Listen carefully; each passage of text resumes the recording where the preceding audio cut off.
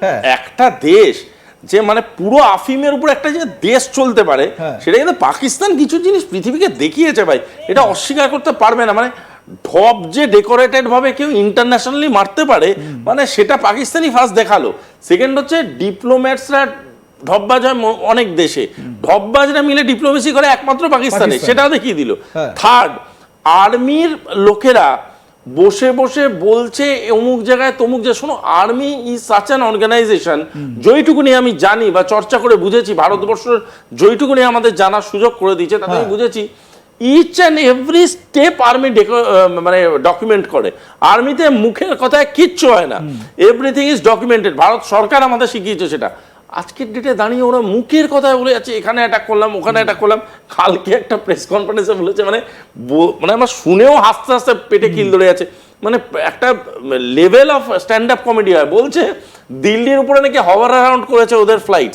পয়েন্টটা হচ্ছে দিল্লির উপরে যদি হভার অ্যারাউন্ড করে থাকে ফ্লাইট, দিল্লির কোনো জনতা তো দেখে থাকবে, কেউ তো ভিডিও করছে নাকি? ভারত সরকার সবার ভিডিও অফ করে রেখে দিয়েছে, কারোর কোনো এভিডেন্সই নেই হভার অ্যারাউন্ড করা। যদি কেউ ক্যাপিটাল পেনিট্রেট করে হভার অ্যারাউন্ড করে থাকে, তার মানে তারা তো অনেকটা ডিস্টেন্স ট্রাভেল করেছে, তারও কোনো এবং সব থেকে বড় কথা, যদি সেটা করে থাকে কোনো ফ্লাইট, তার মানে তো তারা ইন্টারন্যাশনাল বর্ডার লাইন ক্রস করেছে, স্বীকার করছে। মানে একই ধারে তুমি দেখো নিজের কথাটাই কতটা কনফিউজিং করে তুলছে।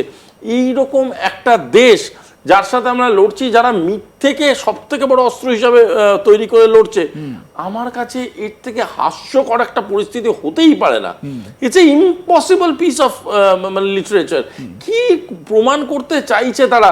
শুধু ফেস সেভিং অ্যাক্টিভিটি, শুধু ভোট ব্যাংক, শুধু কিছু এমন ঘটনা যেগুলোকে দাবিয়ে দিলে পাকিস্তানের প্রতিচ্ছবিটা পৃথিবীর কাছে ঠিক থাকবে। পাকিস্তান এত কথা বলছে, তো আমি চ্যালেঞ্জ করছি তোমাদের স্ক্রিনে দাঁড়িয়ে, পাকিস্তানের প্রাক্তন প্রধানমন্ত্রী ইমরান খানকে নিয়ে একটা প্রেস কনফারেন্স করুক তো।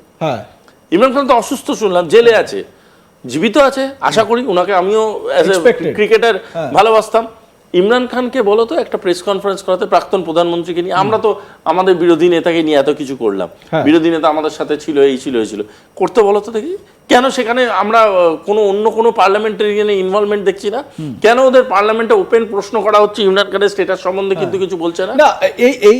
এই দেশের প্রধানমন্ত্রী, তিনি তো পার্লামেন্টে এমন হাউমাউ অবস্থা তার, তিনি তো সেই ভিডিওগুলোতে তো এটা স্পষ্ট যে তিনি অসহায়, তিনি আত্মসমর্পণ করে ফেলেছেন, পুরো দেশ আত্মসমর্পণ করে ফেলেছে। থেকে বড় কথা, তুমি যাকে প্রধানমন্ত্রী বলছো সেই বৃদ্ধ ভদ্রলোক কি নিজে জানেন উনি প্রধানমন্ত্রী? এটাও একটা বড় প্রশ্ন। এটা হচ্ছে সব থেকে বড় কথা। আজকে আমাদের এখানে ধরো রাজনৈতিক লোকেরা বলে মোদি ইজ এ ব্র্যান্ড, যারা বিরোধী আছে তারাও বলে Modi is a brand, but end of the day we respect the prime minister. আমরা প্রাইম মিনিস্টারের সাথে রাজনৈতিকভাবে আমাদের পার্থক্য থাকতেই পারে, but hats off to our opposition, hats off to all the parliamentarian parties. সবাই গিয়ে বসে একটা জায়গায় প্রধানমন্ত্রীকে নিয়ে আলোচনায় বসে। এটা কোন দেশে হয়? এটা কতগুলো দেশে হতে পারে? এটা প্রমাণ করে আমাদের বৃহত্তর গণতন্ত্রের কথা। আমরা যে একটা এক্সাম্পল টু দ্য ওয়ার্ল্ড, সেটা আমরা বারবার প্রমাণ করে দিচ্ছি। আর সেখানে পাকিস্তানে কি? পাকিস্তানের প্রধানমন্ত্রী স্টেটমেন্ট করছে, গলা কাঁপছে। পাকিস্তানের প্রধানমন্ত্রীকে ডাইরেক্টলি স্পাইনলেস বলছে তাদেরই পার্লামেন্টারিয়ানরা। পাকিস্তানের প্রধানমন্ত্রী জানে ডিফেন্স মিনিস্টারকে বিদেশি চ্যানেলে পাঠাচ্ছেন, সেখানে উনি দিনের পর দিন যা হাস্যকর স্টেটমেন্ট দিচ্ছে, গোটা দেশকে লজ্জায় ফেলে দিচ্ছে। তাদের নিজেদের পার্লামেন্টারিয়ানরা বলছে।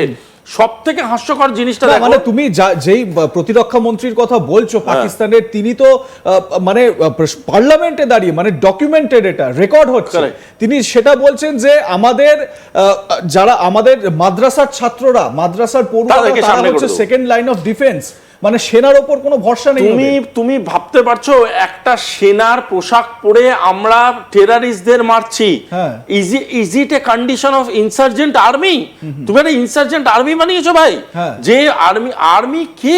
আর্মি যারা সিভিলিয়ানদের প্রোটেক্ট করে, এরা সিভিলিয়ানদের অ্যাভিয়েশনকে অ্যাটাক লাইনে ফেলে দিচ্ছে বাঁচার জন্য নিজেদের। এদেরকে তুমি বলবে গভর্নেন্স? এরা নিজেদের গভর্নেন্স হিসাবে বলে?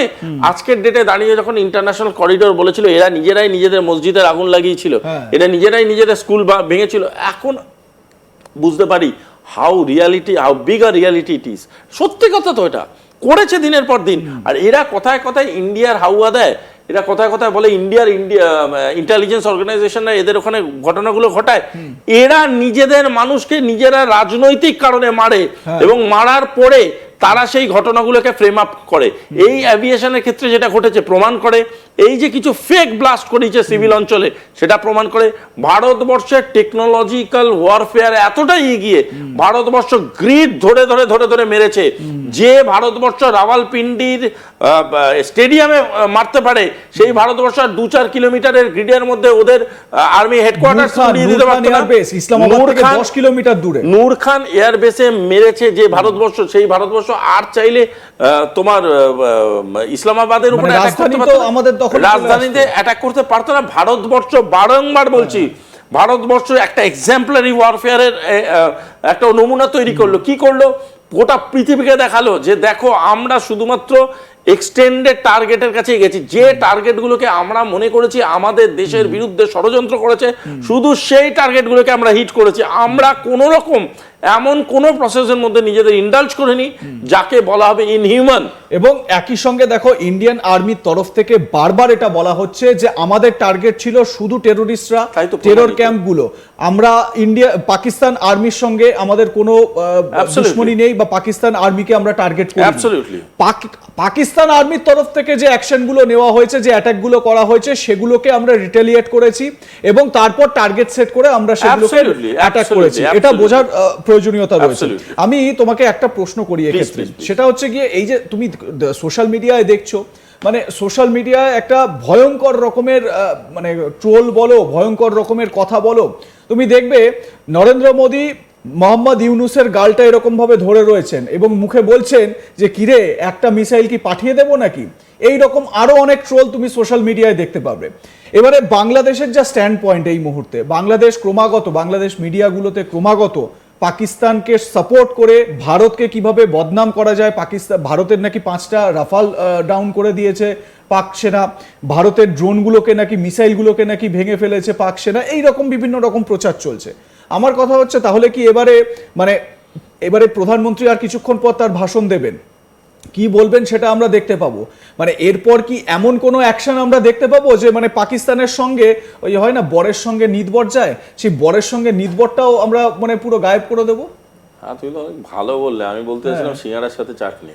যাই হোক, যেটা আমার বক্তব্য সেটা হলো যে আমাদের 5টা রাফেল ফেলেছে। তো রাফেল তো কোনো পকেটে করে নিয়ে যাওয়ার জিনিস না ভাই, একটা 400-500 কোটি টাকার ফ্লাইট ফেলেছে। তো আচ্ছা, তার ছবি তোলা যায়, ক্যামেরা পাওয়া যায় অবশ্যই। আচ্ছা, প্রতিটা ফ্লাইটের নিজস্ব রেজিস্টার্ড নাম্বার আছে, ডেজিগনেশন আছে, সেখানে দেখা যাবে ভারতীয় পতাকা, ফ্রান্সের পতাকা, অমুক তমুক অনেক জিনিস দেখা যাবে, ইন্ডিয়ান এয়ারফোর্সের লোগো, ইন্ডিয়ান এয়ারফোর্সের লোগো। একটু পাঠাক না ভাই, দেখাক না। সোশ্যাল মিডিয়া তো দেখাক না। মানে ডেব্রি বলে একটা কথা আছে জানো তো,